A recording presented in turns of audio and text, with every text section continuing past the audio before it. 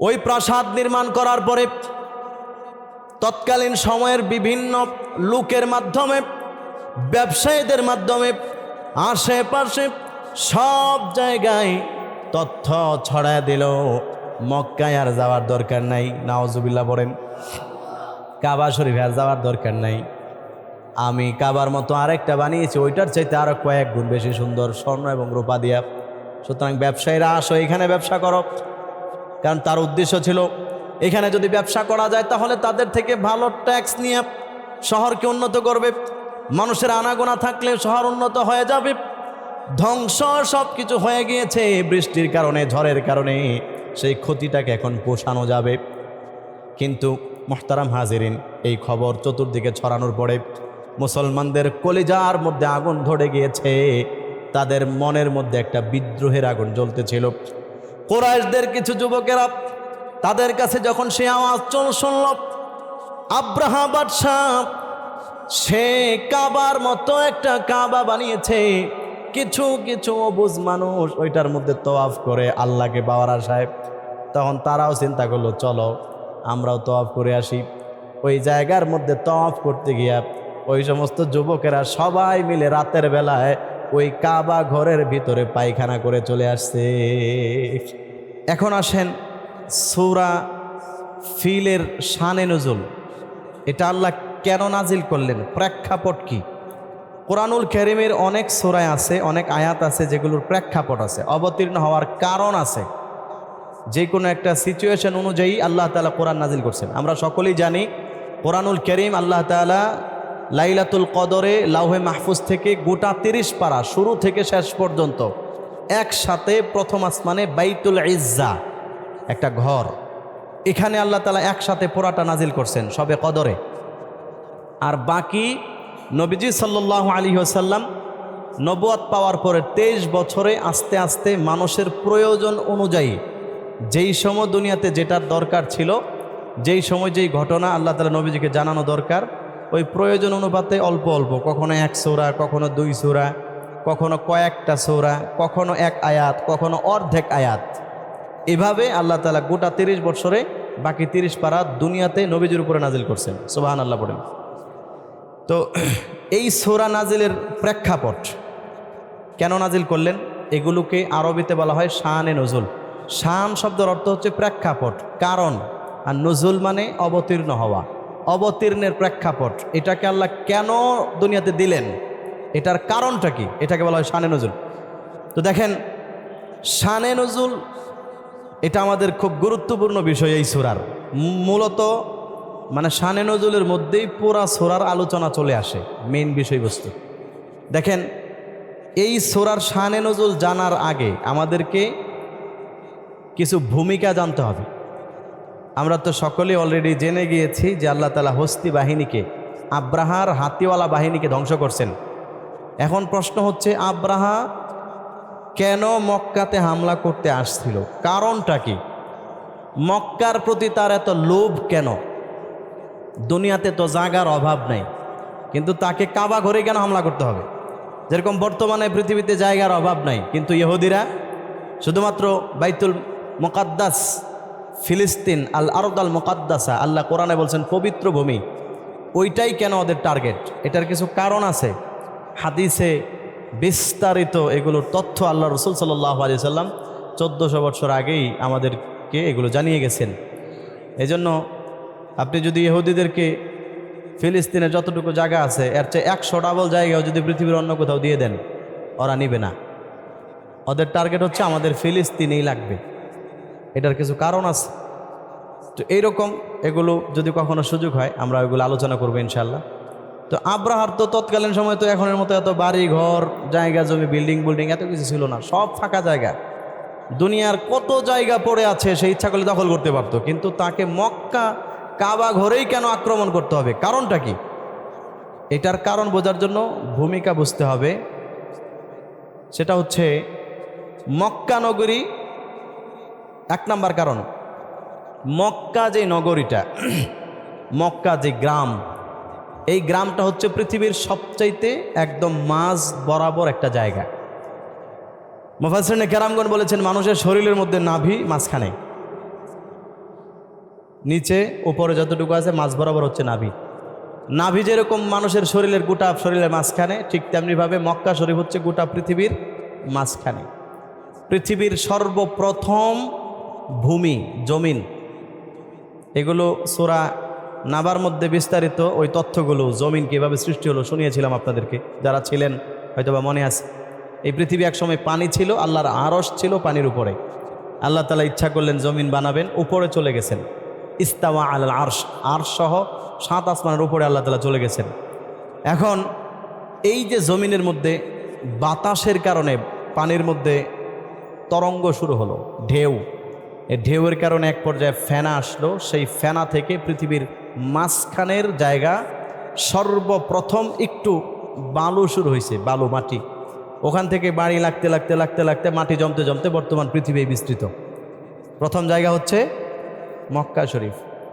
মক্কার যেই জায়গাটা আল্লাহ তাআলা ফাউন্ডেশন গেড়ে আল্লাহ তাআলা ফেরেশতার মাধ্যমে কাবা ঘর নির্মাণ করছেন, এটা হচ্ছে পৃথিবীর সবচেয়ে মাঝখানের জায়গা এবং উঁচু একটা জায়গা। এইগুলো 1 নাম্বার বিষয়। 2 নাম্বার বিষয় হচ্ছে এই মক্কার আশেপাশে লোকজন খুব বেশি থাকতো না।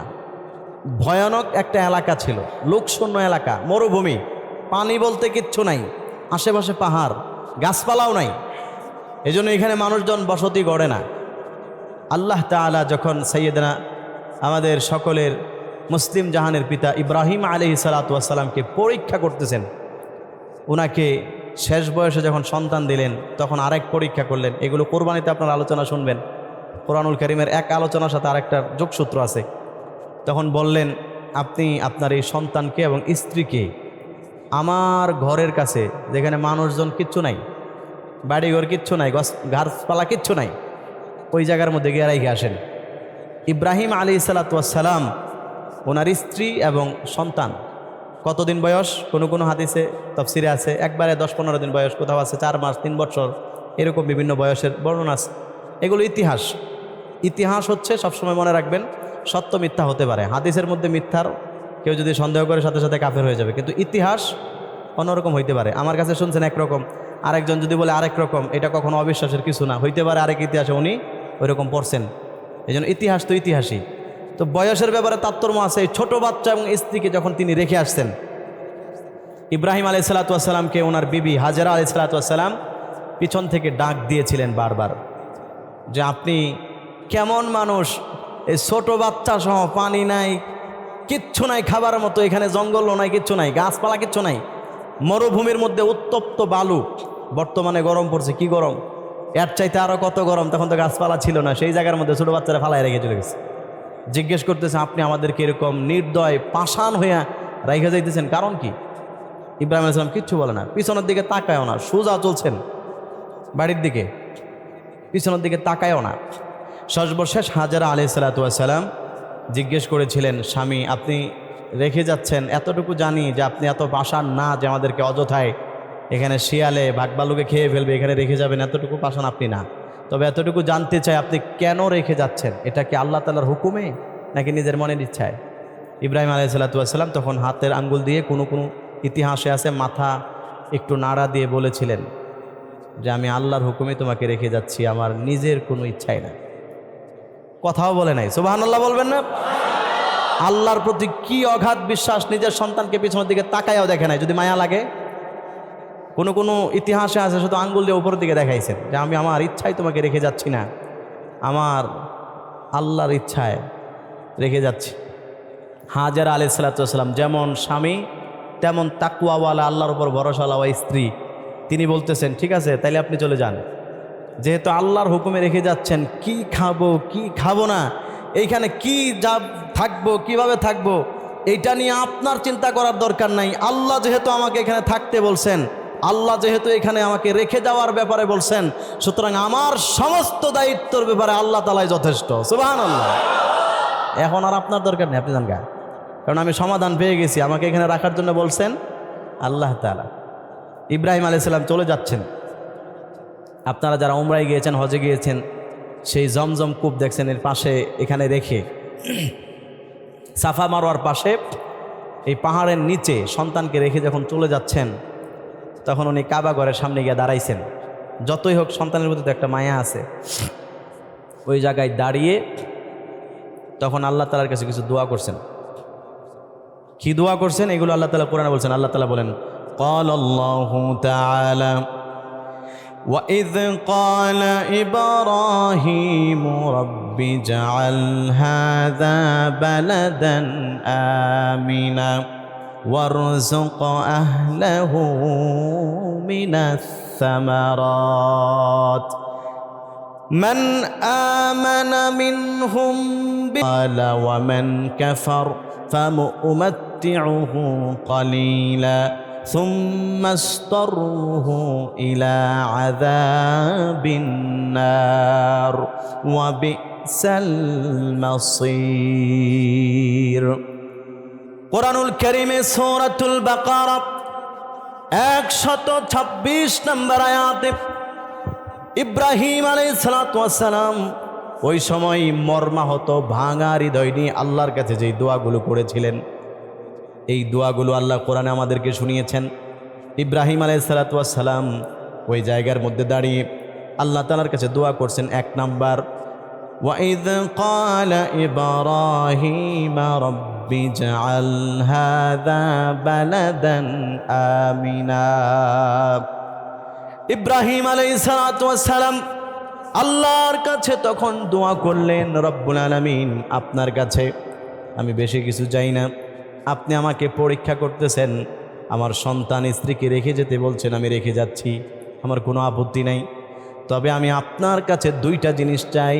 1 নাম্বার জিনিস, রব্বি জাআল হাযা বালাদান আমিনা, ও আমার রব আল্লাহ, এই শহরটাকে, এই জায়গাটাকে আপনি একটা নিরাপদ শহর বানায়া দেন।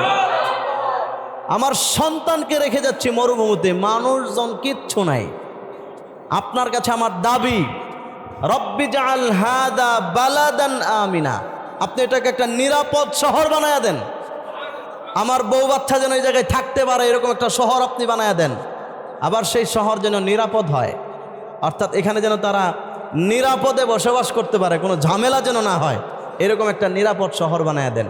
আল্লাহ তাআলা সাথে সাথে ইব্রাহিম আলাইহিস সালামের দোয়া কবুল করে ফেলেছেন। সঙ্গত কারণে আল্লাহ তাআলা এই মক্কা নগরীকে এমন নিরাপদ বানিয়েছেন, এটা কিয়ামত পর্যন্তই নিরাপদ নগরী হিসাবে আল্লাহ তাআলার কাছে লিখিত হয়ে গেছে, যার কারণে এই শত হাজার হাজার বছর চলে গেছে। ইব্রাহিম আলাইহিস সালামের এখানে যে দোয়াগুলো করেছিলেন, এর মধ্যে অনেকগুলো দোয়ার মধ্যে একটা দোয়া ছিল, আল্লাহ আমার ছেলে ইসমাইলের বংশে আপনি একজন নবী পাঠাবেন।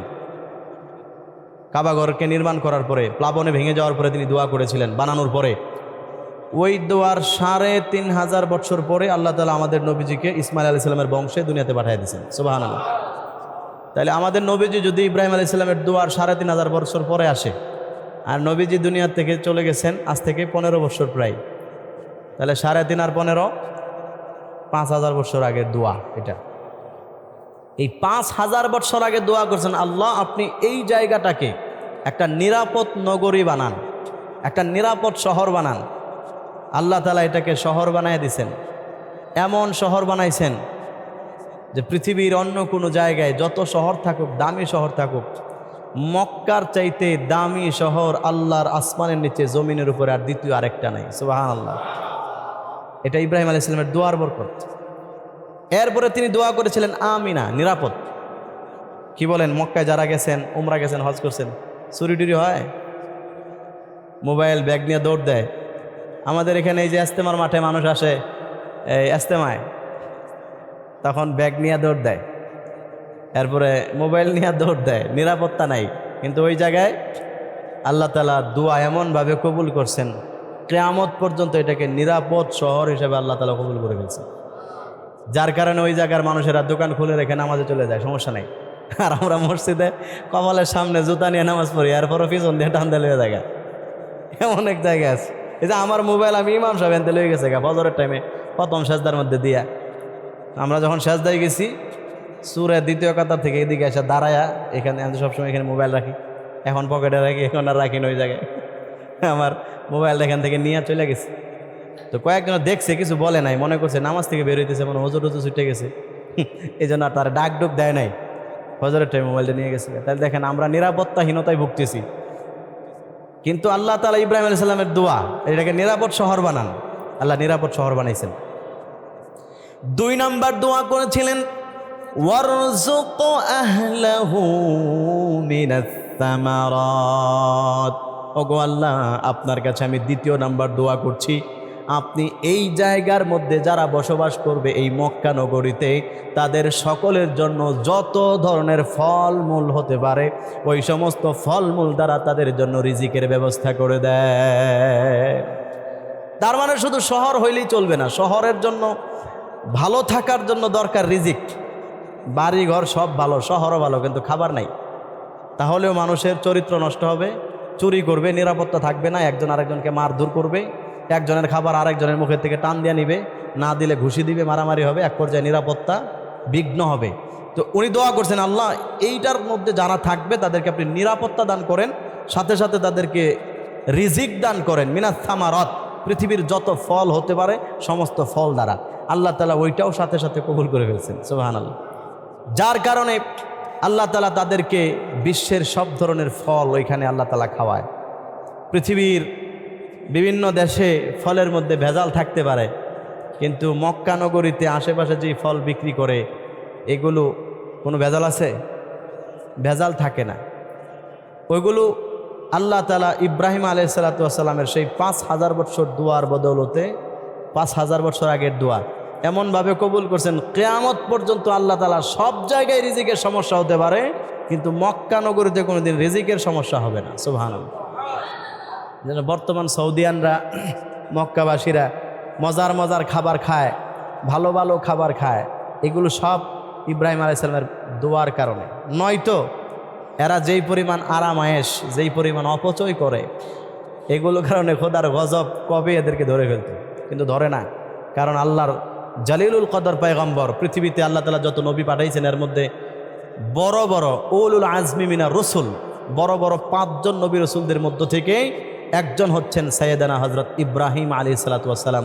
তিনি এই কাবা ঘরের কাছে দাঁড়ায়া দোয়া করে সারা জিন্দেগীর জন্য নিরাপত্তা আর রিজিকের সমস্যা যেন না হয়, এটা আল্লাহর কাছ থেকে পাশ করে গেছেন, সুবহানাল্লাহ। যার কারণে এরা যাই করুক বিচার হবে আখেরাতে, কিন্তু দুনিয়াতে কোনো সমস্যা হবে না। যেমন হাদিসের মধ্যে আছে মদিনা নগরীতে ভূমিকম্প হবে না। একবার ভূমিকম্প হয়েছিল, হযরত উমর রাদিয়াল্লাহু তাআলা আনহু লাঠি নিয়ে জমিনকে পিটাইতে শুরু করছেন এবং বলছেন, তোর তো সাহস কম না, যেই জায়গার মধ্যে আল্লাহর হাবিব শুয়ে আছেন তুই এই জায়গার মধ্যে লাড়া দেস। তখন থেকে যে মুফাসসিরিনে কেরাম বলেন সেই জায়গায় ভূমিকম্প বন্ধ হয়েছে, কিয়ামত পর্যন্ত মদিনায় আর কখনো ভূমিকম্প হবে না ইনশাআল্লাহ। এগুলো তারা আল্লাহর থেকে পাশ করে নিয়েছেন। তো ইব্রাহিম আলাইহিস সালাম এই যে দোয়া করছেন, দোয়ার কারণে আস্তে আস্তে শহর উন্নত হইতে শুরু করছে। কারণ যেই জায়গার মধ্যে লোকের আনাগোনা বেশি, এই জায়গা তো স্বাভাবিকভাবে ব্যবসা বাণিজ্য ভালো থাকে, উন্নত থাকে। এই যে আমাদের ইজতেমার সময় 1 মাসে আশেপাশের ব্যবসায়ীরা কি পরিমাণ ব্যবসা করে, এইবার যদি সারা বছর ইজতেমা থাকতো, এই পরিমাণ মুসল্লি আসতো, তাইলে যারা আলু বিক্রি করে আর ওই যে ফলেন্ডার এই মুরগি বিক্রি করে, এরপরে ডাইল বিক্রি করে, চাউল বিক্রি করে, দুনিয়ার আর কিছু ব্যবসা দরকার ছিল না, এগুলো বিক্রি করেই বাড়ি গাড়ির মালিক হয়ে যেতে পারত। কারণ সবসময় মানুষের অভাব নেই। তো মক্কা নগরীতে এটা তো সমস্ত মুসলমানদের একটা প্রাণের জায়গা। পৃথিবীর আনাজ কানাজ থেকে মানুষ প্রতিনিয়ত হাজার হাজার মানুষ ওই জায়গার মধ্যে যাইতেছে আল্লাহর ঘর তওয়াফ করার জন্য। খাবার কেনার প্রয়োজন হয়, এটা সেটা কেনার প্রয়োজন হয়, এই সুযোগে ব্যবসায়ীরাও আচ্ছা মতো ব্যবসা করতেছে। যার কারণে সব জায়গার মধ্যে ব্যবসায়িক মূল্যস্ফীতি হতে পারে, ব্যবসার মধ্যে ধস নামতে পারে, কিন্তু ওই জায়গার মধ্যে কোনো লস নাই। কারণ যেই পরিমাণে বেচা কিনা হয়, অল্প লাভে বিক্রি করলেও বহুত লাভ, কারণ বেচা কিনা সবসময় চলে, প্রতিদিন ধুমধারাক্কা বেচা কিনা চলে, এখানে কোনো লসের সম্ভাবনা নেই। তো আল্লাহ তাআলা এটাকে যখন এভাবে উন্নত বানায় দিয়েছেন, মানুষ দলে দলে হজ করতে আসতে শুরু করছেন, উন্নত হয়ে গেল, মানুষের অভাব নেই, শহর উন্নত, বেচা কিনা উন্নত। ইব্রাহিম আলাইহিস সালামের দোয়ার বদলতে ফলমূল ভালো হইতেছে, খেজুর টেজুর সব কিছু দিয়ে অভাব নাই। আশেপাশের জায়গা থেকে ফলমূল এখানে বেশি পাওয়া যায়, কারণ যারা এগুলো বিক্রি করে বিভিন্ন জায়গা থেকে এই ইম্পোর্ট করে, এগুলো তারা করে কি, এই জায়গায় যেহেতু মানুষ বেশি, এখানে বিক্রি করলে একটু বেশি দামে বিক্রি করা যাবে। এই জন্য দেখা যায় অন্য জায়গা থেকে, মিশর থেকে, শাম দেশ থেকে ওই উট দিয়া, তৎকালীন সময়ের এটা মরুভূমির জাহাজ বলা হয়, ট্রাক আর কি। ওই ট্রাক দিয়ে বইরে বইরে মালপত্র সব নিয়ে আসে মক্কায়। মানে চিন্তা ভাবনা হচ্ছে এরকম যে মক্কার মানুষ খাইয়া থাকলে তখন আশেপাশে বিক্রি করবে, এই জন্য মক্কায় সব বিক্রি করে, সব কিছু জমজমাট। এইগুলো দেখা আব্রাহার মাথা ঠিক নেই, এই কারণেই সে মূলত এই জায়গার মধ্যে আক্রমণটা করেছিল। সম্মানিত হাজিরিন, তো সেই সময় যখন মক্কা পুরা জমজমাট এলাকা, ব্যবসা বাণিজ্য সব কিছু মিলিয়ে পুরাপুরি জমজমাট, ওই সময়ে আবিসিনিয়ার প্রধানমন্ত্রী ছিলেন নাজ্জাশী। নাজ্জাশী একজন বাদশাহ, খুবই প্রসিদ্ধ, ইতিহাসে তাফসিরে তার নাম খুব পাওয়া যায়। ওই নাজ্জাশী বাদশাহ আবিসিনিয়ার প্রধানমন্ত্রী ছিলেন এবং তার একজন সেনাপতি ছিল, নাম হচ্ছে আরিয়াত। এই আরিয়াতকে তিনি পাঠিয়েছিলেন কিছু সৈন্য দিয়ে, ঘোড়া, হাতি, যুদ্ধের সরঞ্জামাদি যা দরকার এগুলো দিয়ে তিনি পাঠিয়েছিলেন একটা এলাকাকে জয় করার জন্য, সেটা হচ্ছে ইয়ামান। ইয়ামান দেশে যুদ্ধ করে ওই এলাকাটাকে জয় করার জন্য আরিয়াতকে পাঠিয়েছিলেন। এই আরিয়াতের একজন সেনাপতি ছিল, ওই সেনাপতির নাম হচ্ছে আব্রাহা। তাহলে আবিসিনিয়ার প্রধানমন্ত্রী নাজ্জাশী সে পাঠিয়েছিল ইয়ামেন বিজয় করার জন্য আরিয়াতকে, আর সেই আরিয়াতের সাথে সহযোগী একজন সেনাপতি, তার নাম হচ্ছে আব্রাহা। আব্রাহা ছিল চরম পর্যায়ের হিংসুটে এবং চরম পর্যায়ের বেয়াদব এবং অশৃঙ্খল মন মানসিকতার মানুষ। তো সেই ইয়ামেনের বিরুদ্ধে আরিয়াতকে নিয়ে যুদ্ধ ঘোষণা করছেন, যুদ্ধ করে ইয়ামেন শহর জয় করছেন। জয় করার পরে এখন যেহেতু সেটা আবিসিনিয়ার বাদশাহ নাজ্জাশীর একটা রাজ্যের অংশ, অঙ্গরাজ্য হয়ে গেছে, তখন তিনি ওই রাজ্যটাকে তার নিজের একটা প্রদেশ হিসাবে ঘোষণা করে ওইখানের প্রধানমন্ত্রী হিসাবে আরিয়াতকে বসালেন। যাকে মূলত সেনা প্রধান হিসেবে পাঠিয়েছিলেন তাকে এই জায়গার প্রধানমন্ত্রী, এই যে রাজ্য যেটা প্রদেশ, এই প্রদেশের মুখ্যমন্ত্রী বা প্রধানমন্ত্রী যেটাই বলা হয়, এইটাকে বসালেন। এখন এইটা দেখার পরে এই জায়গার প্রধানমন্ত্রী আরিয়াত, ওই যে বেয়াদব আব্রাহা, সে কিন্তু একজন সাধারণ সেনাপতি, ওর তো হিংসার মন, ওর এটা ভাল লাগে না। এখানে আরিয়াত রাজত্ব করে, যুদ্ধ করলাম আমরা সবাই মিলে, আমি সেনাপতি ছিলাম, আরিয়াত প্রধানমন্ত্রী হয়ে গেল, এটা তার ভাল লাগে না। এই জন্য সে কিছু দলবল নিয়ে যুদ্ধ করে, বিদ্রোহ করে ওই আরিয়াতকে হত্যা করছে। আরিয়াতকে মেরে সে নিজে জোর করে ওই শহর দখল করছেন। ইয়ামান দখল করে নিজের মতো সব কিছুকে সাজিয়ে সুন্দর করে একদম গাছপালা লাগায়া, ফল টল লাগায়া সুন্দর একটা দেশ বা প্রদেশ হিসাবে এটাকে তৎকালীন বিশ্বের মধ্যে নামি দামি একটা দেশ হিসেবে সে প্রসিদ্ধ করাই ফেলছে।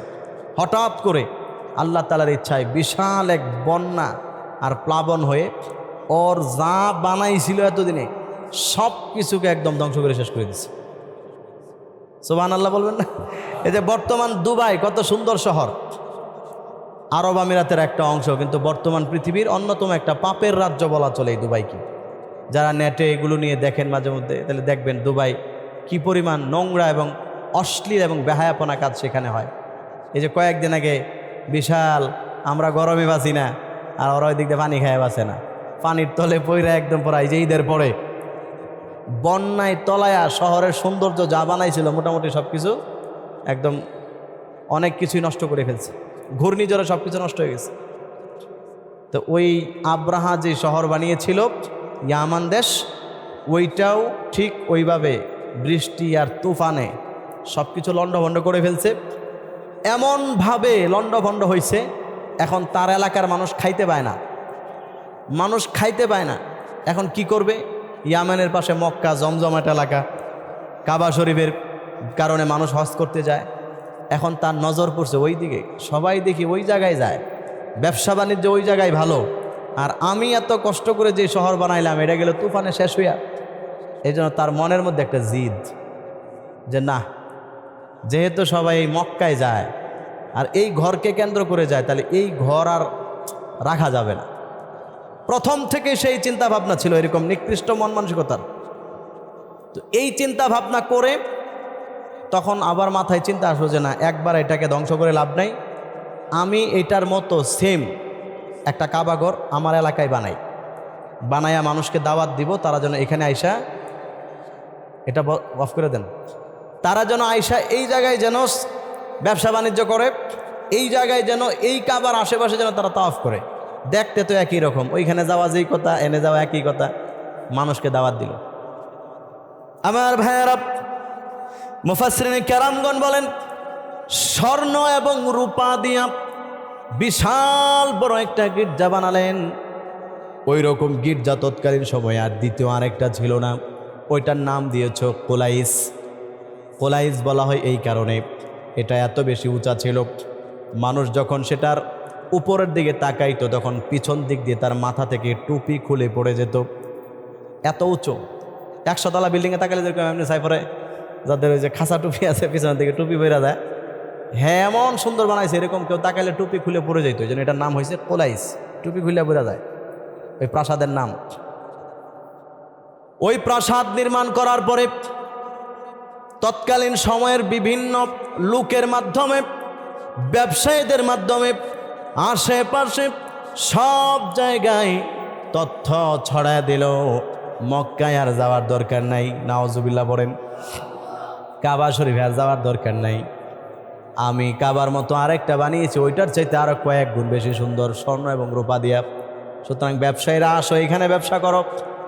কারণ তার উদ্দেশ্য ছিল এখানে যদি ব্যবসা করা যায় তাহলে তাদের থেকে ভালো ট্যাক্স নিয়ে শহরকে উন্নত করবে, মানুষের আনাগোনা থাকলে শহর উন্নত হয়ে যাবে। ধ্বংস সব কিছু হয়ে গিয়েছে বৃষ্টির কারণে, ঝড়ের কারণে, সেই ক্ষতিটাকে এখন পোষানো যাবে। কিন্তু মুহতারাম হাজিরিন, এই খবর চতুর্দিকে ছড়ানোর পরে মুসলমানদের কলিজার মধ্যে আগুন ধরে গিয়েছে, তাদের মনের মধ্যে একটা বিদ্রোহের আগুন জ্বলতেছিল। কুরাইশদের কিছু যুবকেরা তাদের কাছে যখন সে আওয়াজ শুনল, আব্রাহা বাদশাহ সে কাবার মতো একটা কাবা বানিয়েছে, কিছু কিছু অবুঝ মানুষ ওইটার মধ্যে তওয়াফ করে আল্লাহকে পাওয়ার আশায়, তখন তারাও চিন্তা করলো চলো আমরাও তওয়াফ করে আসি। ওই জায়গার মধ্যে তওয়াফ করতে গিয়া ওই সমস্ত যুবকেরা সবাই মিলে রাতের বেলায় ওই কাবা ঘরের ভিতরে পায়খানা করে চলে আসছে। সবগুলো মিলা দিনে করছে তওয়াফ আর রাত্রে করছে এই কাজ। এই গির্জার ভিতরে বৈশা মনে করেন যে যতক্ষণ পারছে বাথরুম সাইরা চলে আসছে। ফজরের পরে সকালবেলায় যখন খাদেম সাহেব গেলেন, দরজা খুলতে দেয় কি সুন্দর গ্যারান, কিন্তু ওইটা তো আর স্প্রের গ্যারান না, রাত্রেবেলায় পায়খানা করে রেখে গেছে এই গ্যারান, গন্ধে পুরা মনে করেন অবস্থা খুব খারাপ। তখন খোঁজ নিয়ে দেখে কিরে এত এইরকম বিশ্রী গন্ধ কোত্থেকে আসে, গিয়া দেখে সর্বনাশ, এই তো পুরা সব জায়গায় ছড়ায় ছিটাইয়া পায়খানা করে পুরা মা খাইয়া রাখছে। দেখা তো পুরা আব্রাহার কাছে দৌড়ায় গেছে। এই কাজ কে করছে? এত বড় স্পর্ধা। খোঁজ নিয়ে দেখে সেই মক্কা থেকে কুরাইশ বংশের কিছু যুবক যারা কাবা ঘরের আশেপাশে, কাবার মুতাওয়াল্লি পরিবারের কুরাইশের যুবকেরা, কুরাইশের মানুষ মক্কা শরীফ দেখাশোনা করতেন, এরা এসে এই জায়গার মধ্যে এই কাজ করছে। এরাই কালকে আসছিল তওয়াফ করতে, এছাড়া তো আর কেউ নাই। তখন আগেরতেই হয়েছে তার মনে মনে চিন্তা ভাবনা কাবা শরীফকে ধ্বংস করে ফেলবে, আর এখন তো একটা সুযোগ পাইছে। এমনি এসে নাসুন্নাপুরি আরো বেশি ঢুলের বাড়ি, এইবার চিন্তা করলো যে না, এখন আর তাহলে কাবা ঘরকে রাখা যাবে না। এই জায়গায় আবিসিনিয়ার বাদশার কাছে চিঠি লিখলেন, আমি কাবা শরীফ ধ্বংস করব, আপনি কিছু জিনিসপত্র পাঠান, যুদ্ধের জন্য সামানপত্র পাঠায়া দেন। মুফাসসিরিনে কেরামগণ বলেন তখন 13টা হাতি পাঠালেন আবিসিনিয়ার বাদশা, ওই হাতিগুলো দিয়া তুমি গিয়া কাবা শরীফ ধ্বংস করবা। তৎকালীন সময়ের হাতি মক্কাবাসী জীবনে কোনোদিন দেখে নাই। বর্তমান জমানার ট্যাঙ্ক আর মিসাইলের মতো, এমন যেরকম বর্তমানে আধুনিক অস্ত্র দেখে মানুষ আশ্চর্যান্বিত হয়, তৎকালীন সময়ে মানুষের কাছে ঢালপালা ছাড়া তেমন কিছু ছিল না। ওই জায়গায় হাতি দেখে মানুষ অবাক হয়ে গেল, এত বড় জিনিস, এগুলোর মোকাবেলা আমরা কিভাবে করব। ওই 13টা হাতির মধ্যে একটা হাতি ছিল, নাম হচ্ছে মাহমুদ। ওই হাতিগুলো নিয়ে বিভিন্ন লোক নিয়ে, তাফসীরের মধ্যে আছে 200 উট নিয়ে, বিভিন্ন লোক নিয়ে, ওই 13টা হাতি নিয়ে ওই বাদশাহ আব্রাহা লোকজন নিয়ে সে চলল মক্কা শরীফের দিকে, আল্লাহর ঘরকে ধ্বংস করে ফেলবে। যখন সে তায়েফের দিকে যাচ্ছিল, তায়েফের যে সমস্ত কাফেররা আছে তারা কেউ বাধা দেয় নাই, তাফসিরের মধ্যে আছে অন্য সমস্ত কাফেরেরা বাধা দিয়েছিল কাবা ধ্বংস করতে যেও না, কারণ হচ্ছে ওই সমস্ত কাফেররা যেই মূর্তিগুলোর পূজা করে ওই রকম 360টা মূর্তি রাখা ছিল ওই কাবা ঘরের ভিতরে। এই জন্য তারা চিন্তা করলেন আব্রাহা যদি আমার কাবা ঘরকে ধ্বংস করে ফেলে তাহলে তো আমাদের প্রভু মূর্তিকেও ধ্বংস করে ফেলবে। মূলত এই কারণে তারা বাধা দিয়েছিল। কিন্তু তায়েববাসীরা যেই মূর্তির পূজা করতো ওইটা কাবা শরীফে ছিল না, ওইটা ছিল তাদের এলাকায়। এই জন্য ওরা কেউ বাধা দেয় নাই, তারা আরও মানুষকে ফুসলায় দিল, যাও কাবা শরীফ ধ্বংস করে ফেল। মুহতারাম হাজিরিন, ওই হাতি নিয়ে অস্ত্র শস্ত্রে সুসজ্জিত হয়ে যখন কাবা ঘরকে ধ্বংস করার জন্য যখন তারা ওই জায়গা ত্যাগ করে তায়েব শহর থেকে মক্কার মোটামুটি কাছাকাছি গেল, ওই যে হাতি ছিল যেটার নাম হচ্ছে মাহমুদ, হাতিটা জমিনের মধ্যে বসে গেল। ওই জায়গার মধ্যে একজন কাফের গিয়ে বলল হাতির কানে, কেন ওই হাতি তোমার কি খবর আছে নাকি, তুমি কোথায় যাচ্ছ? তোমাকে নিয়ে এসে যাচ্ছে আল্লাহর ঘর কাবা শরীফকে ধ্বংস করার জন্য। মুফাসসিরিনে কেরামগণ বলেন যখন কানে কানে হাতির এই কথা জানায় দিলেন, সাথে সাথে ওই হাতি ওই জায়গা থেকে উঠে সে তার বাড়ির দিকে দৌড়াতে শুরু করেছে। হাতি বলে আমি আমার জীবন শেষ করতে পারবো না, তোর লগে গিয়া নাফরমানি করে আল্লাহর ঘর ধ্বংস করব, এটা হয় না। হাতি পিছনের দিকে দৌড়াতে শুরু করছে, আবার সেই হাতিকে মারপিট করে ধরে নিয়ে আসছে। মুহতারাম হাজিরিন, আনার পরে এবার মক্কার কাছাকাছি তাফসিরের মধ্যে আছে সাফা মারওয়ার পাহাড়ের পাশে মিনার প্রান্তর দিয়ে যখন তারা এই হামলা করবে, পরের দিন মক্কা শরীফে গিয়ে হামলা করবে, তো চিন্তা করলো রাতের বেলা একটু ঘুমাই। এখানে ঘুমাইছেন, ঘুমানোর পরে বিশ্রাম করে খোঁজ খবর নিতে লাগলেন যে এই এলাকার সবচাইতে শক্তিশালী মানুষ কে, মক্কাকে কিভাবে নিয়ন্ত্রণ করে। খোঁজ খবর নিয়ে দেখে এই কাবা শরীফের মোতাওয়াল্লি, সব কিছু দেখাশোনার দায়িত্ব হচ্ছে আব্দুল মুত্তালিবের কাছে, নবীজি সাল্লাল্লাহু আলাইহি ওয়াসাল্লামের দাদা আব্দুল মুত্তালিব। তখন সে চিন্তা করলো যেহেতু আব্দুল মুত্তালিব এটার দায়িত্বে আছে, প্রথমে চেষ্টা করে দেখি আব্দুল মুত্তালিবকে হাত করা যায় কিনা, কারণ আব্দুল মুত্তালিবকে যদি হাত করতে পারি তাহলে কাবা শরীফকে ভেঙে ফেলা সহজ হবে। এই চিন্তা করে সে আব্দুল মুত্তালিবের 200 উট তার লোক দিয়া ধরে নিয়ে জবাই করে খেয়ে ফেলছে। কত বড় অর্থনৈতিক ক্ষতি করলেন। আব্দুল মুত্তালিবের 200 উট নিয়ে গেছে, নিয়ে ওর লোকজন নিয়ে জবাই করে মাইরা ফেলাই দিয়েছে, খাইছে ফেলাইছে যাই করছে। উদ্দেশ্য হচ্ছে তার সম্পদ নষ্ট করা, যেন তাকে দুর্বল বানাইয়া ওর মন মতো তারা ঘুরাইতে পারে।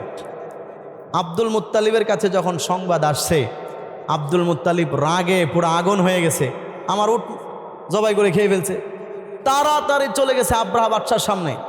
আব্রাহা বাদশার সামনে যখন গেলেন, আব্রাহা বাদশাহ তখন মনে করছে যে এই তো মনে হয় লাইনে আসছে, মনে হয় আমার দলে যোগ দেওয়ার জন্য আসছে। আব্রাহা বাদশারে গিয়া বলতেছে আমার উটগুলো ফিরাইয়া দেন। আব্রাহা বাদশাহ অবাক, আগামীকালকে গিয়া তোমার বাড়ি ঘর সহ তোমার কাবা ঘর সহ সব কিছু ভাঙে উড়ায় ফেলবো, আর তুমি আইছো উট নিতে? তখন তোমার সেই কাবা ঘর নিয়ে তোমার কোনো চিন্তা ফিকির নাই? আব্দুল মুত্তালিব একজন মুশরিক, আল্লাহকে মানে কিন্তু আল্লাহর সাথে মূর্তি পূজাও করে, মুশরিক কাফের। সে তখন বলছিল আব্রাহা বাদশাকে, কাবা ঘরের আমি তো শুধুমাত্র একজন মুতাওয়াল্লি, আমি শুধু দেখে শুনে রাখি, হেফাজত করার দায়িত্ব তো আমার না। তোমার মন চাইছে ভাঙতে, আমার কোনো আপত্তি নাই, যাও তুমি কালকে গিয়ে ভাঙো। যদি ক্ষমতা থাকে যার ঘর সেই আল্লাহ তোমাকে প্রতিহত করবে ইনশাআল্লাহ। যাও তুমি গিয়ে ভাঙো, আমি ধর্মকে লিখে তোমার লোকে মারামারি করে মেরে খেয়ে মরমু, এত পাগল আমি হয়েছি না। আমি আইছি আমার উট নিতে, উট যেগুলো খাইছিল ওগুলো দিয়ে দাও। আমার ভাইয়ারা, তাফসিরের মধ্যে আছে আব্রাহা বাদশাহ থেকে সেই উটের ক্ষতিপূরণ নিয়ে আব্দুল মুত্তালিব চলে গেলেন। আব্দুল মুত্তালিব চলে যাওয়ার পরে ওই কাবা শরীফের পাশে মুলতাজাম নামক জায়গা, যেই জায়গার মধ্যে দাঁড়ায়া যা দোয়া করা হয় আল্লাহ তাআলা তাই কবুল করে ফেলেন। সুবহানাল্লাহ পড়ি। এমন একটা পবিত্র জায়গা, ওই জায়গার মধ্যে গিয়া কাবা শরীফের চৌখাটের মধ্যে দরজার চাবিটা মুতাওয়াল্লি সাহেব এখানে ঝুলাইয়া দিলেন, এবং ওই জায়গার মধ্যে ঝুলাইয়া হাত রেখে অঝরে কান্না করতেছে। একজন মুশরিক কান্না করতেছে আর বলতেছে, ও আরশের মালিক, ও আল্লাহ, ও কাবা ঘরের অধিপতি, ও কাবার মালিক আল্লাহ, আব্রাহা তোমার ঘরকে ধ্বংস করার জন্য বিশাল অস্ত্র বাহিনী আসতেছে, তার বিরুদ্ধে মোকাবেলা করার মতো ক্ষমতা সাধ্য কোনোটাই আবার নাই। সুতরাং তোমার ঘরের চাবি তোমার দরজার মধ্যে আমি বুঝাইয়া দিয়া গেলাম, এখন তোমারটারে তুমি কি করবা? তোমার দায়িত্ব, যদি পারো আব্রাহাকে ধ্বংস করে এটাকে হেফাজত করো। একজন মুশরিক কাফের আল্লাহর কাছে দায়িত্ব বুঝাইয়া দিয়া সে চলে গেছে। এখানে আমাদের জন্য খুবই গুরুত্বপূর্ণ একটা শিক্ষণীয় বিষয় আছে। এখানে কাবা ঘরের ভিতরে মূর্তি ছিল 360টা, যেই মূর্তিগুলোর বন্দিগি ইবাদত বন্দিগি করতো তারা, যেই মূর্তিগুলোর ইবাদত বন্দিগি করতো, সকাল বিকাল উলুধ্বনি দেওয়া, যেভাবে পূজা করে ভোগ দেয়, যা করে আর কি হিন্দুরা, উপাসক অগ্নি পূজকরা যা করে। যখন বিপদে পড়ছেন, কাবা ঘর আব্রাহা ভাঙতে আসছে, তখন কিন্তু সাহায্য সেই মূর্তির কাছে চায় নাই, তখন কিন্তু চাবি সেই 360 মূর্তিরে বুঝাইয়া দেওয়া যায় নাই, তখন সেই চাবি চৌখাটের মধ্যে ঝুলাইয়া দিয়া আরশের মালিক আল্লাহ তাআলাকে ডাক দিয়ে বইলা গেছেন সুবহানাল্লাহ। এখান থেকে আমাদেরকে শিক্ষা দিয়ে গেছেন যে একজন মুশরিক সেও কিন্তু আল্লাহর প্রতি একটা আস্থা এবং ভরসা ছিল, যেই মূর্তি কোনো সহযোগিতা করতে পারবে না। কি বলেন, মূর্তি সহযোগিতা করতে পারে? কিন্তু আমাদের দেশের মধ্যে কিছু নাদান, কিছু অপদার্থ আছে, আমাদের দেশের মধ্যে কিছু মন্ত্রী নামের কুলাঙ্গার আছে। ফেসবুকে দেখেছি, আমার কাছে ভিডিও আছে, কারো যদি প্রুফ লাগে আমি প্রুফ দিতে পারবো, প্রমাণ দিতে পারবো। ওই কুলাঙ্গার বলতেছে যে মা কালী, মা দুর্গা সে আসছে আমাদের দেশে ফসলের মধ্যে বরকত দেওয়ার জন্য। নাউযুবিল্লাহ বলেন। মূর্তি কোনো উপকার করতে পারে? মূর্তির সামনে কলা রাখে, কলার মধ্যে কুত্তা গিয়ে প্রস্রাব করে, ওইটাই তো কুত্তা মূর্তি ফিরাইতে পারে না। সে মানুষের বিপদ কোত্থেকে ফিরাবে? সে নিজেই তো আরেকজনের মুহতাজ, ও তো একটা পুতুল, ওর তো কোনো শক্তি নাই, ও কিভাবে ফিরাবে? আর ওই মূর্খ অশিক্ষিত যাদের মধ্যে দিনের ধর্মের জ্ঞান বলতে কিচ্ছু নাই, সে বলে যে দেশের মধ্যে ফজিলত আনবে ওই মূর্তি। তা আবার আমাদের দেশের সবচেয়ে ভদ্রমন্ত্রী, যে আপনার নাম বলে চিনে লাইবেন, মন্ত্রী তো অনেকগুলো আছে অশৃঙ্খল, মানুষের কাতারও পড়ে না, এমন কিছু মন্ত্রী আছে আমাদের দেশে। নাম্বার 1 সুর বাটপার। আবার একজন আছে খুব ভালো, আমাদের হুজুরদেরও খুব প্রিয়, হেই মন্ত্রী বলছে এই কথা। তাহলে চিন্তা করেন, ভালোটাই যদি এই অবস্থা হয়, তাহলে খারাপগুলোর কি অবস্থা? তাহলে বোঝা গেল সব কিছুর হেফাজত করার ক্ষমতা শুধুমাত্র কার? আল্লাহ। তো ওই জায়গার মধ্যে আব্দুল মুত্তালিবের ঝুলাইয়া ওর উঠলে বাড়ির দিকে নাক ডেকে ঘুমাইতেছে। পরের দিন সকালবেলা এলাকাবাসী যারা আছে সবগুলো ডাইকা জমা করছে এবং বলতেছে চলো এলাকা ছাইরা দূরে কোথাও চলে যায়, এলাকা ছেড়ে দূরে কোথাও চলে যায়। এলাকার লোকজন বলছে কেন দূরে যাব, কেন এই জায়গায় থাকবো? আব্দুল মুত্তালিব বলতেছে আরে পাগল, বুঝোস না, আমি যেহেতু যাইতেছি, কিলিকে যাইতেছি, তোরা তো বুঝতেছস না। এক নাফরমান আব্রাহা সে আসতেছে আগামীকালকে আল্লাহর ঘর ধ্বংস করবে। ও তো ধ্বংস করতে পারবেই না, ওর জীবন নিয়েও যাইতে পারবো না। কালকে এই জায়গার মধ্যে খেলা হবে, ওই জায়গার মধ্যে কাফেরদেরকে আল্লাহ শেষ করবে। এই জন্য এখান থেকে যদি বাঁচতে চাস তাড়াতাড়ি গাঠটি বুঝতে হয় আমার লোক এলাকা ছাইরা সবগুলো বালা, কারণ এখানে যারা থাকবে সবগুলো মরবে। এই জন্য যান বাঁচাইতে হইলে আমার লোকে লোকে সবগুলো চল, পরে আস মনে। কিন্তু কালকে থাকা যাবে না, কারণ সে আল্লাহর ঘর ধ্বংস করতে আসছে। এই খেলাটা খেলতে আসছে কার সাথে? জোরে বলেন কার সাথে? আল্লাহ তাআলার সাথে মাতবরি করতে আসছে, আল্লাহর সাথে। এরকম যখন সে পাঙ্গা নেওয়ার জন্য আসছেন আমার ভাইয়েরা, পরের দিন সকালবেলা যখন আব্রাহা 200 উট নিয়া 13টা হাতি নিয়া হাতিগুলোকে পিটাইতে পিটাইতে একদম জীবন শেষ করে ফেলতেছে, সামনের দিকে যায় না। কারণ আব্রাহা তার মালিক আল্লাহকে চিনে না, কিন্তু হাতি কিন্তু তার মালিক আল্লাহকে চিনে। এই জন্য হাতি সামনের দিকে যায় না। মুফাসসিরিনে কেরামগণ বলেন যখন তারা মিনা ক্রস করে, মিনার প্রান্তর হয়ে আরাফার প্রান্তর হয়ে হয়ে সাফা মারওয়ার পাশ দিয়া কাবা শরীফ দেখা যায়, আল্লাহর ঘর দেখা যায়।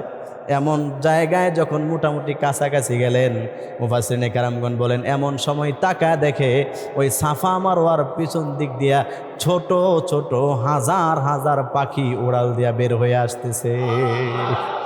আল্লাহ তাআলা বলেন আমি তাদের উপর পাঠিয়েছিলাম ওয়া আরসালা আলাইহিম তায়রান আবাবিল, যখন ওই নাফরমান আব্রাহা আমার কাবা ঘরকে টার্গেট করে ধ্বংস করার জন্য কাছাকাছি চলে গেছে, আমি আল্লাহ তাআলা যখন দেখলাম যে না, সে আসলে আমার ঘরের উপর হামলা করতে চায়, ওর স্পর্ধা এত বেড়ে গিয়েছে আমার ঘরের উপর হামলা করবে, আমি ওরে ধ্বংস করার জন্য ছোট্ট ছোট্ট হাজার হাজার পাখিকে প্রেরণ করে দিলাম। ওই পাখির দুই পায়ের মধ্যে দুইটা ছোট্ট পাথরের কণা, ঠোঁটের মধ্যে একটা পাথরের কণা, উপর দিয়া উড়াল দিয়া দিয়া পাথরের কণাগুলো ছেড়ে দিয়েছেন, হাতের মধ্যে ঢুকে জমিনের নিচে সার্থবক পর্যন্ত জমিনে চলে গিয়েছে। আল্লাহ তাআলা বলেন শুধু এতটুকুই শেষ না, এদেরকে এভাবে মেরে আমি শেষ করি নাই। ফাজআলাহুম কাআসফিম মাকুল, গরু ছাগলে ঘাস খাওয়ার পরে চাবায়া মুখে ফেনা তুলে যেগুলো ফালায়া দেয়, যেরকম ভুসি বানায় ফেলে, ওই আব্রাহার শক্তিশালী হাতিওয়ালা বাহিনী এমন শক্তিশালী তদানীন্তন সময়ে দ্বিতীয় আর একটা ছিল না। ওই সুপার পাওয়ারকে আমি আল্লাহ তাআলা ওই জায়গার মধ্যে ধ্বংস করে দিয়েছি। সুবহানাল্লাহ বলেন। মুহতারাম হাজিরিন, এখান থেকে আমাদের জন্য আল্লাহ তাআলা পৃথিবীবাসীর জন্য ইতিহাস রেখে দিয়েছেন। ইতিহাস আজও সাক্ষী, কোরআন কিয়ামত পর্যন্ত থাকবে। কোরআনের এই ইতিহাস, এই ঘটনা সাক্ষী কিয়ামত পর্যন্ত, যে সব জায়গায় মাতবরি চলে, আল্লাহ তাআলার সাথে কেউ কারো মাতাব্বরি কোনোদিন চলে না। ঠিক কিনা বলেন? আব্রাহা যত শক্তিশালী ছিল, এমন শক্তিশালী আর কি বর্তমানে আছে? নাই। আব্রাহার আগে আরো বড় বড় শক্তিশালী ছিলেন। আপনারা সকলেই জানেন, নমরুদ বিশাল শক্তির মালিক। আল্লাহ তাআলা তারা ধ্বংস করছেন একটা ল্যাংড়া মশা দিয়া। আল্লাহ তাআলা পৃথিবীতে ইতিহাস কায়েম করেছেন, পৃথিবীবাসীর জন্য ইতিহাস নজির রেখেছেন। আমার লগে মাতবরি করলে কামান আর বোমা লাগে না মারার জন্য। একটা ল্যাংড়া মশা ঠিক মতো উড়া যাইতে পারে না, দুইবার ধাক্কা খেয়ে পড়ে, ওরে দিয়া তোর মতো বেড়ার আমি সাইজ করে ফেলছি। আমার লগে আয় তুমি মাতাব্বরি করতে। আপনারা জানেন সবচাইতে পৃথিবীর বড় সুপার পাওয়ারদের মধ্যে অন্যতম একজন ছিল ফেরাউন। আল্লাহ তাআলা তারে পানির মধ্যে চুবাইতে চুবাইতে তারপরে তারে মৃত্যু দিয়েছেন। সুবহানাল্লাহ বলেন। এখান থেকে বর্তমান পৃথিবীর যারা জালেম, যারা মানুষের উপর জুলুম করে, কোরআনের কথা বলতে দেয় না, কোরআনকে দুনিয়া থেকে শেষ করে ফেলতে চায়, কোরআনের আইন দুনিয়া থেকে উঠায় দিতে চায়, কোরআনের পক্ষে যারা কথা বলে তাদেরকে দুনিয়া থেকে শেষ করে ফেলতে চায়, মনে করে তাদের কেউ নাই। কিন্তু মনে রাখতে হবে, মানুষ যখন আল্লাহর উপর ভরসা করে, সব কিছু যখন আল্লাহর উপর ছেড়ে দেয়, ওয়া উফাউযু আমরি ইলাল্লাহ ইন্নাল্লাহা বাসীরুম বিল ইবাদ, আমি আমার সমস্ত বিষয় অর্পণ করলাম আমার রব আল্লাহর দিকে, বান্দার সমস্ত বিষয় আল্লাহ তাআলাই দেখেন, আল্লাহ তাআলা যথেষ্ট। যখন বান্দা এইভাবে আল্লাহর উপর ভরসা করে, তখন আল্লাহ তাআলা নিজ দায়িত্বে ওই লোককে ধ্বংস করে দেন। সুবহানাল্লাহ বলেন। এই আব্রাহার ঘটনা থেকে যারা জালেম, তাদের শিক্ষা গ্রহণ করা উচিত যে তুমি যতই শক্তিশালী হও, ছোট্ট একটা দেশের মালিক, তাও সব সময়ের জন্য না। এই আছে এই নাই, আজকে আছেন ক্ষমতায়, গেলে গাই শেষ। পরের বছর যেই লোকে ফুলের মালা দিত, এরা আবার জুতার মালাও দেয়। এরকম ইতিহাস বাংলার জমিনে আছে। ঠিক কিনা বলেন? তাহলে এইরকম সামান্য ক্ষমতার মালিক হয়ে যারা এত বড় বেড়াগিরি দেখায়, তাদেরকে লক্ষ্য করা উচিত ফেরাউনের দিকে। ফেরাউনের সময় দ্বিতীয় কোনো মন্ত্রী ছিল না যে হ্যাঁ হঠাৎ আরেকজন বসবে, এরকম কোনো মন্ত্রী ছিল না, এমন কোনো প্রধানমন্ত্রী ছিল না। নমরুদ সারা পৃথিবী শাসন করেছেন, নমরুদকে হটায়া দ্বিতীয় আরেকজন ক্ষমতায় বসবে এরকম কেউ ছিল না। গোটা পৃথিবী শাসন করেছেন সাজ্জাদ, গোটা পৃথিবী শাসন করেছেন, তাকে মাইনাস করে দ্বিতীয় কেউ ক্ষমতায় বসবে এরকম কেউ ছিল না। আল্লাহ তাআলা যেহেতু এদেরকে শায়েস্তা করতে পারছেন, যারা 5 বছরের ক্ষমতা পায় উলামায়ে কেরামের উপর জুলুম করে, যারা দিনের প্রতি চলে তাদের উপর জুলুম করে, আল্লাহ তাআলা যখন ইচ্ছা করবেন এদেরকেও এমনভাবে ধ্বংস করবে, ইতিহাসের নিকৃষ্ট স্তরে তাদেরকে আল্লাহ তাআলা পৌঁছায় দেবে ইনশাআল্লাহ।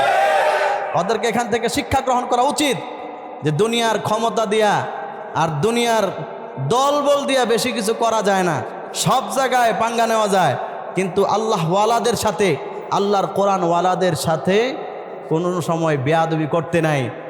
অনেক সময় মনে করি আমরা যে এত কিছু আমরা করি, তাহলে আমাদেরকে আযাব ধরে না কেন?